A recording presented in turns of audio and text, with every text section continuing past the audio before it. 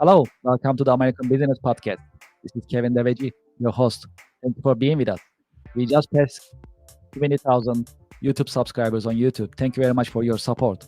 If you haven't done so, please go to our YouTube channel and subscribe. We'll appreciate your support. Also, next Friday, May 23rd, our business networking event is coming up. That is our first monthly business networking event. It's called the Connectional America. It is exclusive, and we're gonna have professionals being with us. It's gonna be also streamed live next Friday on May 23rd. You'll be able to learn and meet with other professionals. They'll introduce themselves, their businesses, their products, and we'll discuss popular subjects such as AI, as well as tariffs, economy, and other subjects as well that we'll be sharing information about. We have limited seating. If you're interested, please go to our website, americanpodcast.tv, and register for the Connection America exclusive online business networking event that we are organizing. And it's going to be monthly and with limited seating. Please join us. Next, if you have any ideas for our podcast, if you like to be a guest, if you like to share some thoughts, connect with us. Our email address is americanbusinesspodcast@gmail.com. We are keeping an open mind. Any ideas that you have, you like us to cover, you like to be a guest, or you know someone who can be a guest in our podcast, we welcome it. Please send us an email. Also, if you'd like to know what is coming on our podcast, our schedule is posted on our website, americanpodcast.tv. We are excited, we are motivated. We truly appreciate your support on YouTube. Okay, great. So let's welcome our guest today from 2M Technologies, Manny Morales, with us. Manny, welcome to the podcast. Hey, Kevin, thank you. Thank you so much, and thank you for inviting me. And congratulations on the growth of your show. This is terrific. Thank you very much. Yes, we are very motivated. We are definitely fired up, that's for sure. And we appreciate our audience. So we got the message. That means we are on the right track. So we'll keep broadcasting, streaming every Friday with guests like yourself, with wisdom, with experience, and we keep this momentum going. That's our goal. Well, lots of luck with it. Thank you very much. Well, let's get started. So we have some subjects to cover and some conversations to have. Well, first of all, how is your week going so far? Week's going good. Thank God it's Friday. Friday always gets 10 extra points. And looking forward to a good weekend. Yes, that's great. Well, How same about for yours? me. Yeah, same for me. It's been a busy week with meetings and customer meetings and preparation for the podcast. So it's Friday already. Hard to believe, but no complaints, right? Fridays are fun days, so Thanks a lot. it's gonna be good. Very good. Yep, for sure. That's good. So looking forward to weekend. Well, that's good. Well, so for our audience and for our listeners, would you please introduce yourself and your company, and Okay, they can learn about you. sure. My name's Manny Morales. I'm the co-founder and owner of 2M Technologies. We're located in Hauppauge here on Long Island. We develop business solutions, and we've been in business since 1987. Uh, Generally, solutions geared within software. So, ERP type systems, single business type applications, e-commerce sites, things like that. Inventory control and supply chain sort of applications.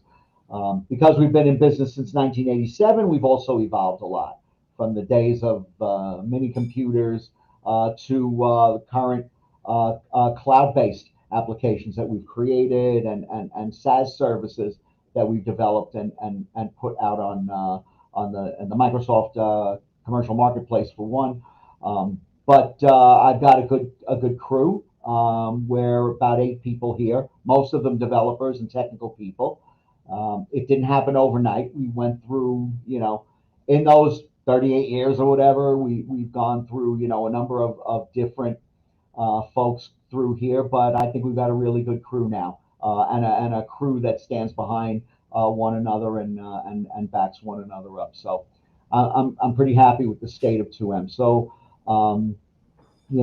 anybody that needs any business software of any type, give us a call. We can create applications, but we also have off-the-shelf applications that we've created, and we can perform integrations and do all sorts of business process automation and those sorts of things.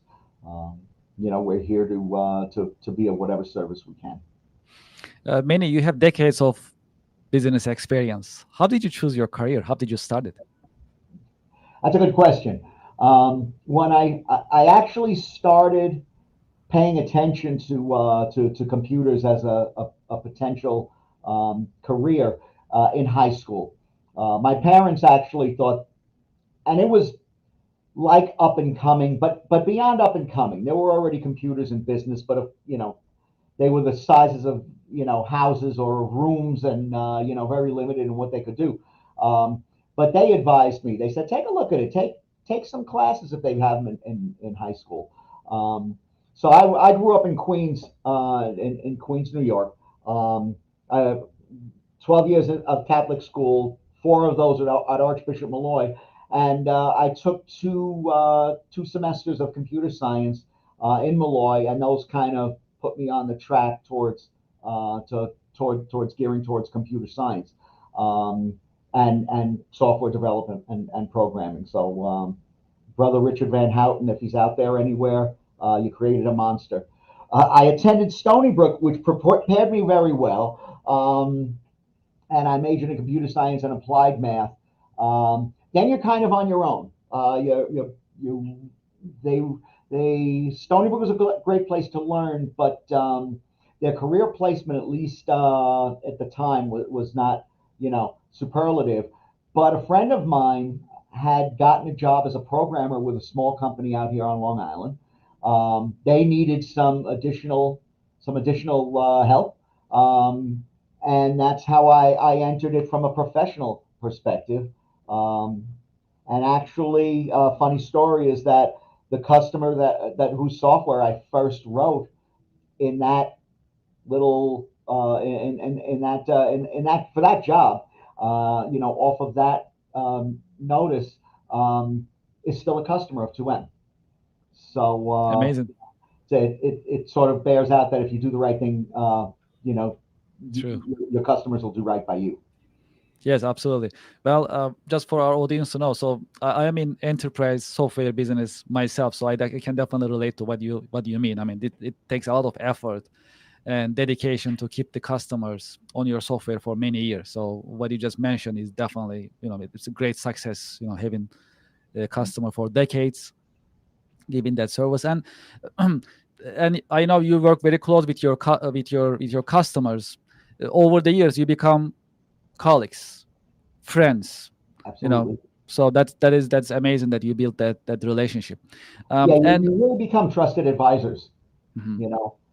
for them, and you learn their business, to the extent that you know as much going on there as that they do, at least from the framework of it, and that's a big plus too, because when we're engaged as trusted advisors, we know everything that's going on in the business from an operational perspective, and we can have a relevant conversation, and we don't have to learn that again. We know it already, and that's the way we do business, by getting very close with our clients and learning the way they do business, not just their systems. Yeah, that's great. Well, in terms of your business that you work on daily basis, what are the challenging parts and exciting parts that you see on daily basis?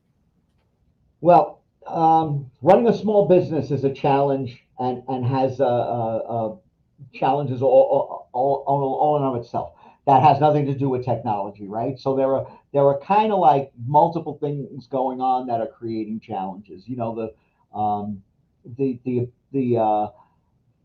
from the technology perspective, technology is always changing, and I love learning about technology, and I love scratching at the surface of new technologies, and that's one of the challenges, in that at any given day, I'm looking at a new technology, and trying to immerse myself in it and play around with it and whatever else, knowing full well that half of that is going to be obsolete in a year, right? That it's either never going to gain legs, or it's going to fall Yes. down, or something else. So I probably spend 10 or 20% of my, the day that I'm working which is not 9 to 5. Obviously, no business owner can do that. That is true. That is So, true. of learning new things.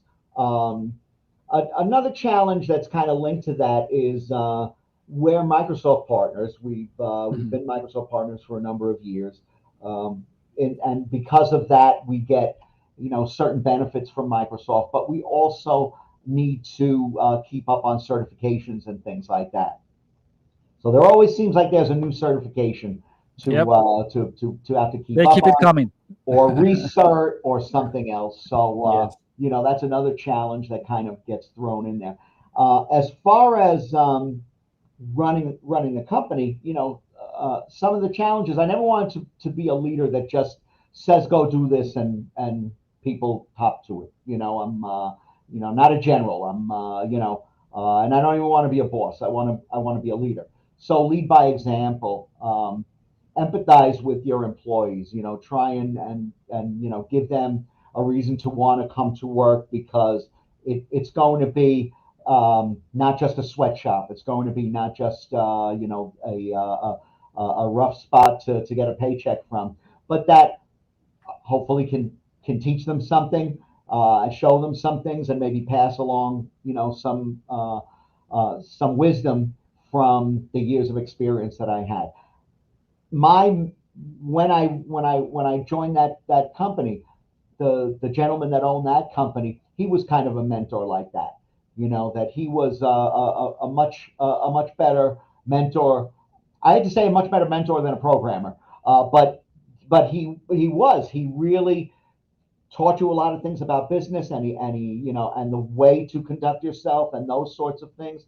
And those are really what stick with you. The mechanics of programming you can teach yourself, especially nowadays. You put on YouTube. I want to learn Python. Put on a 4 hour Python course, and you learned it. But those Mhm. sorts of things are a little bit more ingrained and lasting in what you learned, especially in those formative years. Let's talk about AI a little bit. So, well, you are a technologist. You are in it. You interact with it on daily basis. And when we look at the general business landscape, it's actually shaping business. It just started in a small scale right now. Always, it's here to stay. AI. What is your take on AI? How it's gonna be keep changing the business landscape that you think? Also, in terms of adapting AI, what type of challenges businesses typically have? What is your observation in general? Well, AI right now, as you said, it's in its nascent form. It's not brand new, but it's very new to be adopted by businesses, small and medium businesses. That companies that are in the industrial parks in your area can make use of. Right now, I see AI as a force multiplier. Um, it's a very powerful tool. It lets you do more with less. It lets you do some things that you might not be able to do with AI, without AI rather, in a reasonable amount of time. Like big data models. That if you've got a plethora of data that your ERP has captured, right? Your ERP has captured. AI can help you make decisions based upon that, and it might take a person, an analyst, many, many, many, hours or even days and weeks to go through it to arrive at those determinations. But you can do that now in kind of like minutes, and there are tools out there like Fabric and Power BI and things like that can bring you along and have AI built into them to help you to make those sorts of judgments and decisions. Um, I think you're seeing it in manufacturing where things like predictive quality control or forecasting, um, automated inspections. As I said, big data analytics up and down the business spectrum, are used, and that's only growing.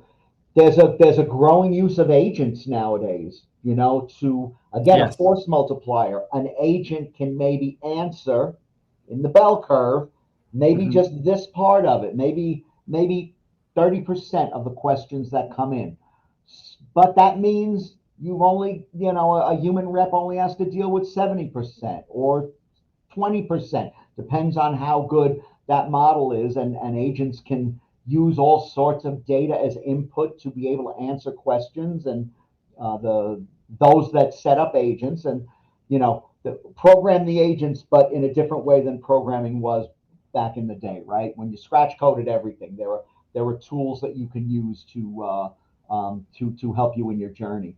Um, and that yields in cost reductions and efficiencies that are just now coming into effect. So, it's letting those people do more with less, which is, I think, what in business today, and probably for the past 5 to 10 years, businesses have been striving for. Mhm. There's challenges. There's plenty of challenges. Data quality, maybe number one, right? That Mhm. AI loves data. So if that data is in sort of a disarray, it's going to be very difficult to get meaningful information from your AI applications. So you've got to make sure your data is of the right quality, and to use a term normalized. I don't mean normalized like a database, but normalized that it's not all over the place. But AI can make use of image data and textual data, and all sorts of objects. But you've got to have it in such a way that the AI engine can use it. Um, I'm sure we'll talk about it later on, about if there's any young people out there, what should they focus on? There's Oh yeah, kind of a that's lack of coming. Yeah, AI definitely. talent. There's a lack of AI talent, and Mhm. that drives up the cost, and that makes things.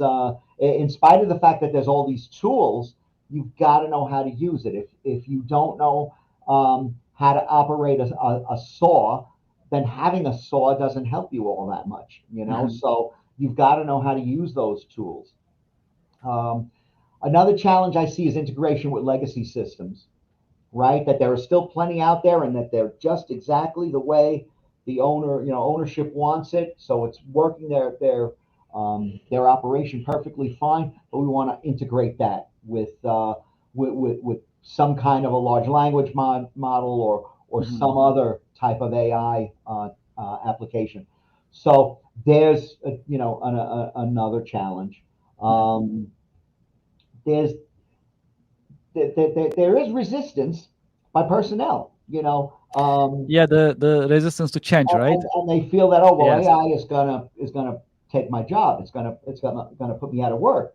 Um, and there are some occupations that are going to be waning as far as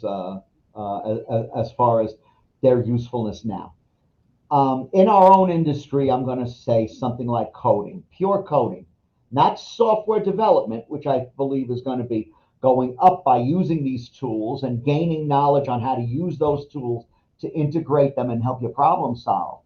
But the people that used to, sit down, write a program, debug their one little section of it, and then that's it. Mhm.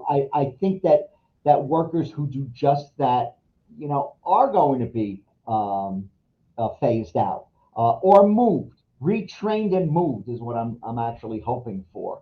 Um, but there are a lot of models on GitHub, and there are a lot of models, available, where Mhm. you can basically say, you can go to ChatGPT and say, uh, um, show me a SQL, write me a SQL statement that does this, that, or the other thing out of this table, and merges it with that. And it'll Mhm. give you a pretty darn good set of code on just that. Yeah, And that's that's that's only going absolutely to get better. exactly. Yes. Um, Actually, we can link this conversation to digital transformation as well, in a way. yes, absolutely. Because it's because you've been working with many different companies and organizations over the years, and you help them adopt digital transformation. So just for our audience to know, like what digital transformation is, in general, and if you can share some use cases, based on your experience, that will be great. Yeah. So digital transformation.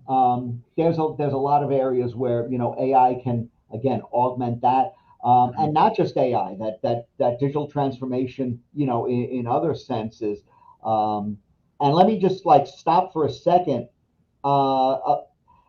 One one one kind of outlook that I always that I've been espousing for a while is that cybersecurity touches everything in the digital world, right? Mhm. You need to be aware and you need to be concerned with how security impacts that thing that you're doing. Well, AI is getting that way as well because it's so pervasive and it's in so many things. Yeah, you can find pieces of AI in every component in Microsoft Office. You can find it in your security suites. You can find it in other types of applications in your supply chain. So it's that sort of thing it's pervasive. Now, things that I think have been transformative in digital, not to reuse it, but in digital transformation. Something we saw a couple of years ago, remote work enablement, um, has been a huge factor in a huge transformative element of digital transformation. 7 years ago, if you ask the typical employer, would you let your employees work remotely? Absolutely not. They're not going to get their work done. There's no way that they're going to be able to Oh get yeah, it. definitely, no way, no No way. way. There will be no. That's for And sure. then we had to, right? Then COVID came and Yes. whatever it was with Yeah, COVID, I'll but we I'll had just to. support your point. I'll just Yeah. support your point. So before COVID, is actually, this is a bonus conversation. This is off the script, right? So a little bit. It's very interesting. So before COVID, there were cases that when I was introducing some business software systems to some companies, um, they asked me to convince them, like instead of using pen and paper or let's say spreadsheets, why should I choose a software and leave my current system behind? Like that was the question that I had to convince them to move things to software instead of pen and paper.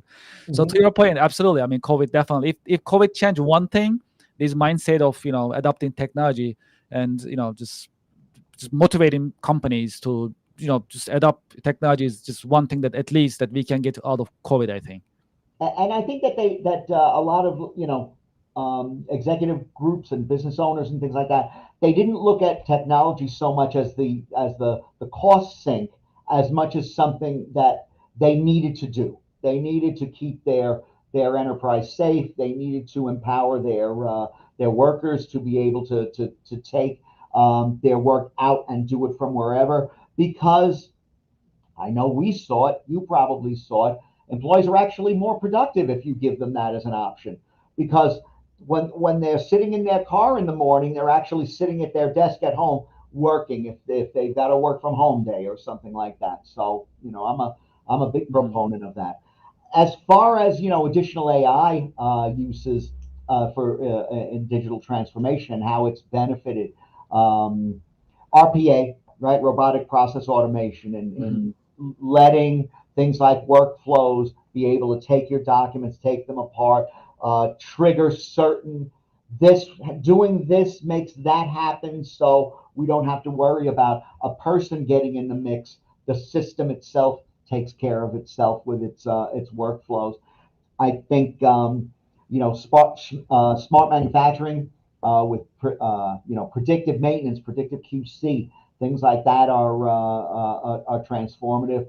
Um, the smart supply chain. Now we saw when the supply chain started coming back to life, how there were all these bottlenecks and those kind of things, and with AI, blockchain, IoT, we now have the tools to be able to deal with that a lot more effectively and let disruptions be on the smaller side than on the larger side. Of course, there's certain ones that we'll never be able to eliminate entirely, but that's something that we can at least again help mitigate.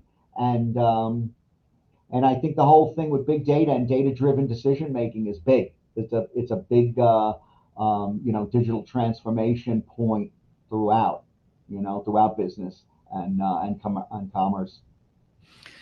In your career journey, have you had any role models? Do you have any role models that you can share with us? Yeah, from the earliest time. I mean, my first role models were my parents, and then by extension, my family, my grandparents and aunts and uncles, and my older siblings and things like that. That were, very supportive, and my parents always, taught, they taught me to have a good foundation that things get to be built on. My first role models that I wasn't related to are probably the astronauts. I was a young child in the 60s, and the space program was sort of like in front of everybody and was this Amazing. amazing thing. And these guys were, going to places where nobody ever went before. And I was amazed with that. And it never even bothered me or occurred to me that, they're sitting on a loaded fuel tank that was built by the cheapest bidder on a government contract. That just never passed my mind. So that kind of gave me a desire to do things that hadn't been done before, even if they weren't done before by me. To keep pushing out on that. Once I started into my career, and even a little before that, I am an aficionado of history. So I had a lot of role models, or at least people from history that impacted me. Patton was one of them. General Patton was one of them. Just because of the way he went about handling his career, with sort of a combination of romanticism and very specific planning and dutifulness.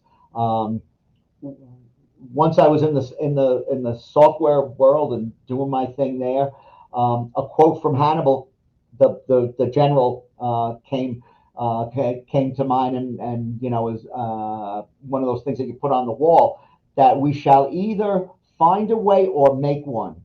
And that's always been the way I felt about software, that if there's not something that'll do that now, we can make one. We're creative people. We can figure that one out.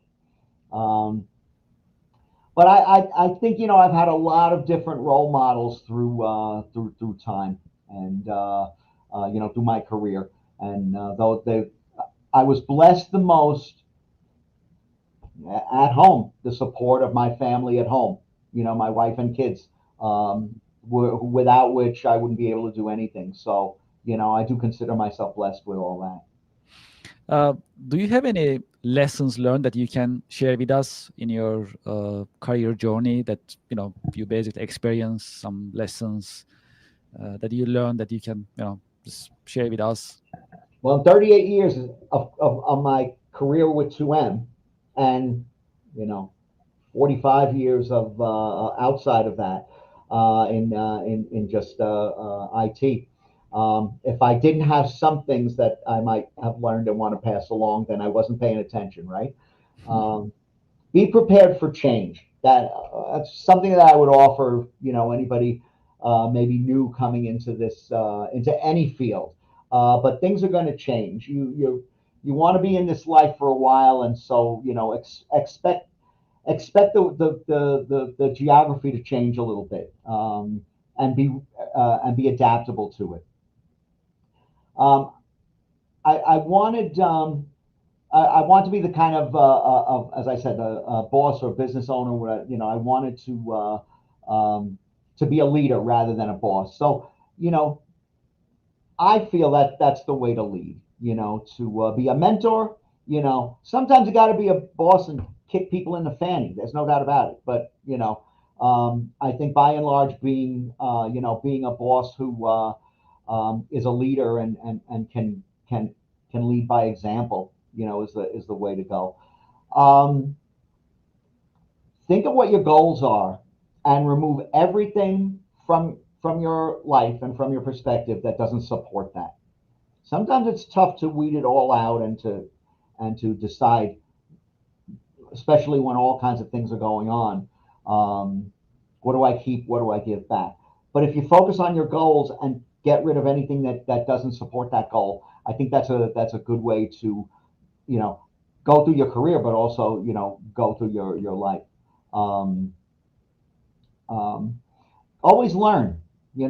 That's, I think, what's helped me a lot in this field, but in life. Just always be willing to learn, and it keeps the wheels turning up there as well. Um, I've over time, you learn kindness is free and stress is expensive.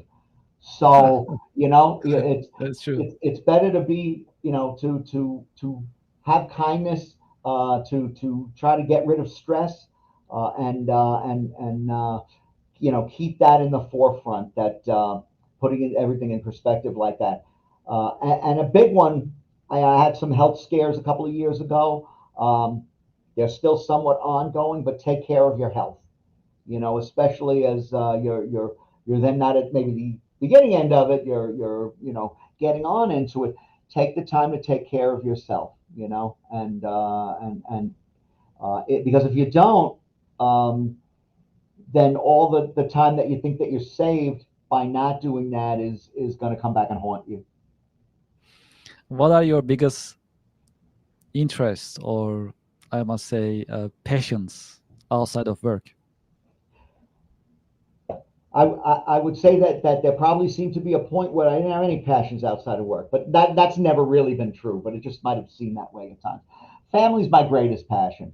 My wife, my children, my grandchildren, they're number one in my lives, in my life. Um, Traveling is a great thing. The picture behind me is a beautiful place in Colorado near where my son lives. My wife and I just got back from Grand Canyon, and we enjoy doing traveling, and we enjoy seeing different parts of the country and the world. So that's certainly a passion of mine. Um, Not a guilty passion, but one that's kind of a little bit off basis. I love gardening. I've got a little vegetable garden at home, and I'll grow my tomatoes and zooks and things like that, and it gives me something to focus on that's not anything having to do with work. And I think people need that also to sort of decompress and get their mind working, but working on something else. And then, as I said, I love history. I love reading. I love learning. Um, I love science fiction and horror movies, and I'll sneak the occasional one whenever I can.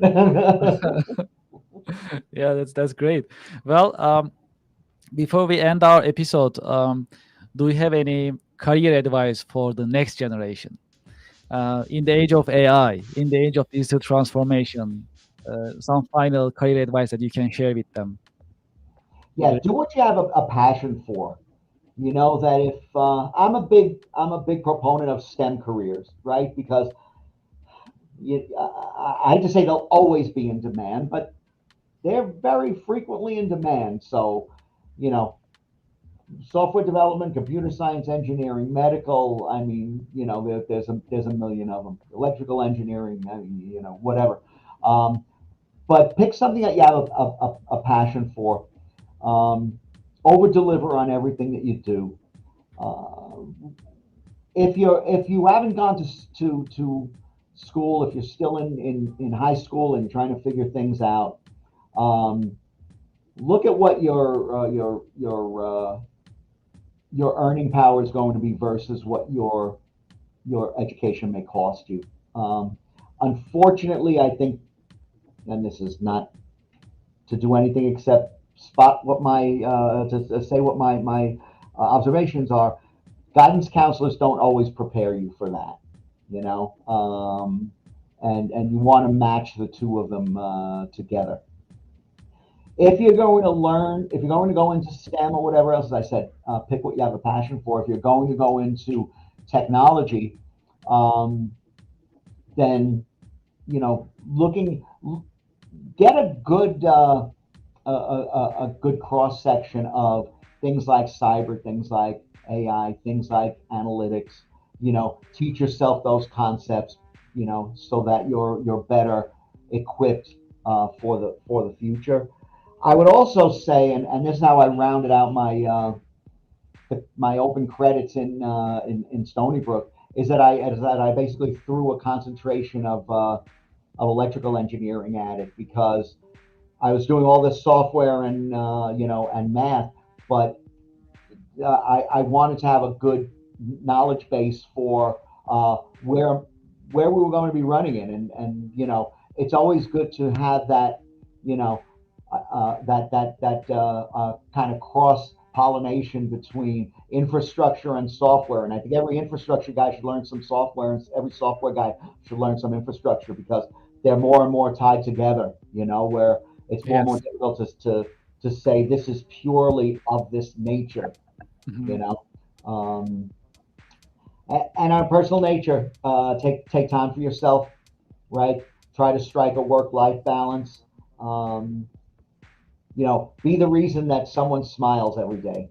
Is something that I try to do every single day. So for anybody that's out there going into the workforce, the best of luck, and hopefully you can be the best. You can be the best whatever that you can be. Manny, in case our audience would like to get in touch with you, what is the best way to contact you and your team? Probably my website contact form. All right, yes. www.2mtech.com. That's it right there. All right, perfect. Yes, so we keep it on the screen. Yeah, this is great. Manny, thank you so much for being with us, and thank you for sharing your wisdom. I truly appreciate it. Thank you. Thank you, Kevin, and thank you for inviting me. I really appreciate it. It's always a pleasure. Have a great weekend. You as well. Thank you very much.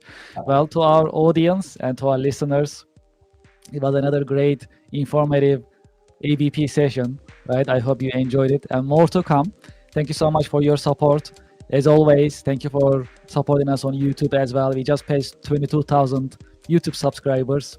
We are very, very excited. This is an exciting news for us. If you haven't done so, please visit our YouTube channel, American Business Podcast, ABP YouTube channel, and please subscribe. That means a lot to us. Please support this business community, and let's grow it together. Also, next Friday, May 23rd, it's our first business networking event that we are putting together. It's going to be exclusive. It's going to be live on our podcast, and you'll be meeting with other business professionals, and they're going to be also introducing their businesses, their products, their services, and we're going to be talking about popular subjects such as AI, tariffs, and economy. That's scheduled for May 23rd at 10 a.m. That's online, so our actually networkers will be connecting from different places, and you can also join us at 10 a.m. on May 23rd. And this is a monthly business networking event. We call this Connectional America, and we're gonna connect it. We're gonna keep organizing these monthly basis. So that's definitely on the schedule. Do you have an idea? Would you like to be a guest in our podcast? Please send us an email, americanbusinesspodcast@gmail.com. We keep an open mind. You can share your thoughts with us and ideas if you like to be a guest. If you know someone who like to be a guest, please reach out to us. We love to hear from you. And if you like to see what is coming on our podcast, please visit our website, americanpodcast.tv. And all the information available on our website is current. We keep it updated. Make sure to visit it. Thank you so much for being with us. Looking forward to seeing you